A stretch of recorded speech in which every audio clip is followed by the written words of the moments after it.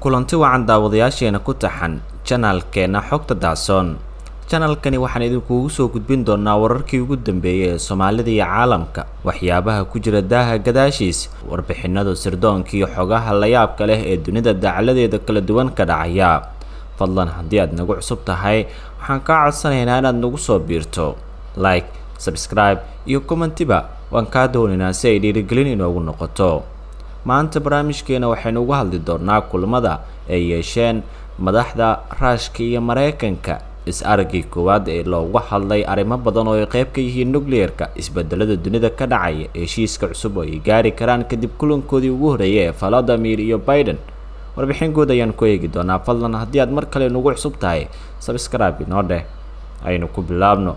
madaxweynaha Mareykanka Joe Biden iyo madaxweynaha Ruushka Vladimir Putin waxay ku heshiiyeen inay ka wada hadlaan xakamaynta hubka iyo inay dib ugu celiyaan safaradooda dalalka kadib shir madaxeedkii ka dhacay magaalada Geneva ee lagu soo bandhigay khilaafaadka qotada dheer ee xuquuqda aadanaha, weerarada internetka, faragelinta doorashada Ukraine. kulankii Arbacada ayaa ahaa kii ugu horeeyay ee dhexmara labada hogaamiye tan iyo markii Biden uu qabtay xafiiska bishii Janaayo, wuxuuna socday in ka badan 3 saacadood. labada nin waxay adeegsadeen waxyaabo si taxadar leh u sharaxaya si ay u sharaxaan wadahadalladooda foolka ee hareeraha Switzerland, iyadoo Biden uu ugu yeeray mid wanaagsan halka Putin uu ku tilmaamay kuwo wax dhisaya oo aan lahayn cadaawad. shir jaraa'id oo midba kaligiis uu qabtay, Biden wuxuu carabka ku adkeeyay inuusan sameynayn hanjabaad intuu socday kulanka, wuxuuna sheegay inuu qeexay danaha Mareykanka oo ay ku jiraan amniga internetka. wuxuu cadeeyay Putin in Washington ay ka jawaabi doonto haddii Ruushka uu ku xadgudbo walaacaas. waan eegay oo waxaan idhi, maxaad dareemi lahayd haddii qalabka wax lagu iibsado laga qaado dhuumaha saliidaha lagu soo qaado? wuxuu igu yidhi waa muhiim, ayuu Biden u sheegay suxufiyiinta. weydiintani waxay tilmaamtay weerar dhinaca internetka oo xirtay nidaamka Colonial Pipeline dhowr maalmood bishii May, taas oo ka hortagaysa malaayiin fuusto shidaal ah, naftada iyo shidaalka diyaaradaha inay soo qulqulaan xeebaha bariga Mareykanka ee xeebta gacanka. wuxuu tilmaamay isagoo inaanan leeyahay karti ballaaran oo dhanka internetka.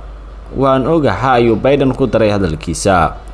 labada dhinac waxay gaareen heshiis muhiim ah oo dib ay ugu celinayaan madaxdooda diblomaasiyiinta Moscow iyo Washington kadib markii guryahooda la keenay maadaama xiriirku uu xumaaday bilii la soo dhaafay.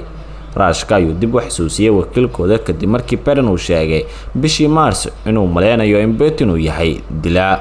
Mareykanka ayaa dib ugu yeeray safiirkiisa wax yar kadib.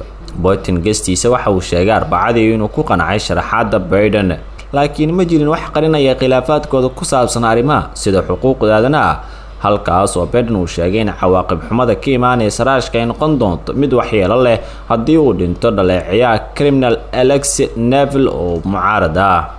isagoo la hadlayay wariyaasha kahor, Putin wuxuu meesha ka saaray walaaca Mareykanka ee ku aadan Navalny, kordhinta joogitaanka militariga Ruushka ee xadka bariga Ukraine iyo soo jeedimaha Mareykanka ee Ruushka inay mas'uul ka hayeen weerarada internetka ee Mareykanka. wuxuu sidoo kale soo jeediyay in Washington aysan awood u lahayn inay muxaadaro ka bixiso Moscow xuquuqdooda iyo waxyaabaha ay sameeyaan, isagoo meesha ka saaray su'aal ku saabsan xasuuqii uu kula kacay xifaaltanka siyaasadeed, isagoo sheegay inuu isku dayayo inuu ka fogaado qalqalka dhaqdhaqaaqa dadweynaha sida Black Lives Matter ee banaanbaxyada ka socda Mareykanka. wixii aan aragnay waxay ahaayeen qalqal, ku tumasho sharciga iyo wixii la mid ah. waxaan u dareemaynaa naxariis Mareykanka, laakiin ma doonayno inay taasi ku dhacdo dhulkeena. waana samayn doonaa intii karaankeena si aan u ogolaano inay dhacdo, ayuu yidhi.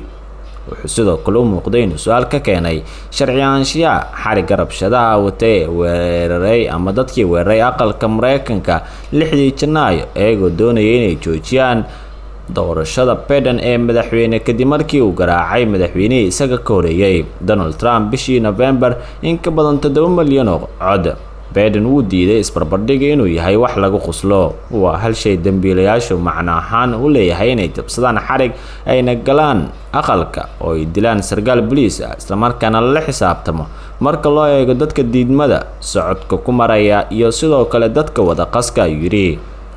xiriirka Mareykanka iyo Ruushka ayaa sii xumaanaya sanado badan, gaar ahaan Ruushka oo 2014 qabsaday Crimea oo ku yimid Ukraine. faragelintii 2015 ee Suuriya iyo eedeymaha Mareykanka oo ay beenisay Moscow. Faragelinta doorashada 2016 ee uu Trump ku guuleystay xisbiga mucaaradku ku ahaa Putin oo 68 sano jir ayaa sheegay inay adag tahay in la yiraahdo haddii cilaaqaadka gaagayo, laakiin ay jirto rajo soo bidhaaminaysa.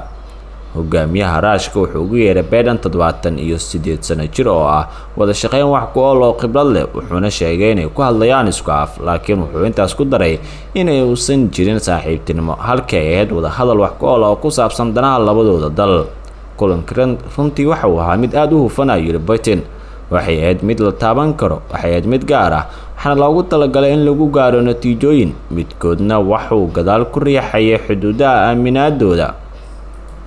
Putin waxa uu sheegay in Moscow iyo Washington ay bilaabi doonaan wadahadalada ku saabsan isbedelada suurtagalka ee heshiiska xakamaynta hubka ee New START kadib markii uu dhammaado sanadka 2026, isagoo intaas ku daray in labada dal ay mas'uul ka yihiin xasiloonida istiraatiijiyadda nukliyeerka aana la saxiixay sanadii 2010. heshiiska cusub ee START wuxuu xadidayaa tiirarka madaxyada istiraatiijiyadda ee nukliyeerka, gantaalada iyo bambaanooyinka Ruushka Mareykanka geyn karaan. amniga internetka Putin waxa uu sheegay in Ruushka uu siiyay Mareykanka macluumaad dhameystiran oo ku saabsan weerarada internetka, waxaana sheegay in labada dhinac isku afgarteen in la bilaabo la tashi ku saabsan arrintaas. labada dhinac midkoodna muusan bixin faahfaahin ku saabsan sida ay u dhici karaan wadahadaladooda ku saabsan amniga internetka, inkastoo Biden uu sheegay in Putin uu ku wargeliyay in kaabayaasha muhiimka ay ahaadaan kuwa ka baxsan weerarada internetka, isagoo sheegay inay ku jiraan 16 waxyaabood oo ku jira biyaha iyo tamarta. waxaan u baahanahay xoogaa xeerar xasaasi ah oo wadada oo aan dhammaanteen u hoggaansami karno, Biden ayaa u sheegay arrintaas Putin.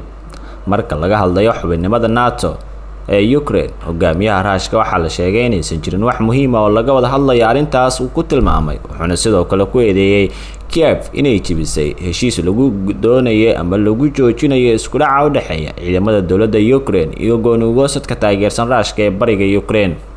James Space oo ah wariye ka soo warama Geneva ayaa sheegay in wadahadaladu aysan u dhigmin wax horumar ah oo dhanka xiriirka, laakiin ay u muuqato in xiisadaha labada dhinac ay sii yaraanayaan. labada safiir ee dib ugu soo noqday xilalkooda waxay ka dhigan tahay wadahadalada sii socda ayuu yiri.